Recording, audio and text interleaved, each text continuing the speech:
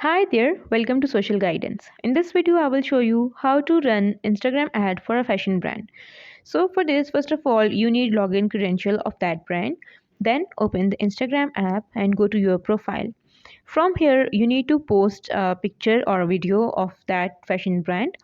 So once you add that video here, now you need to click on the post and there you will find boost post option. Click on boost post.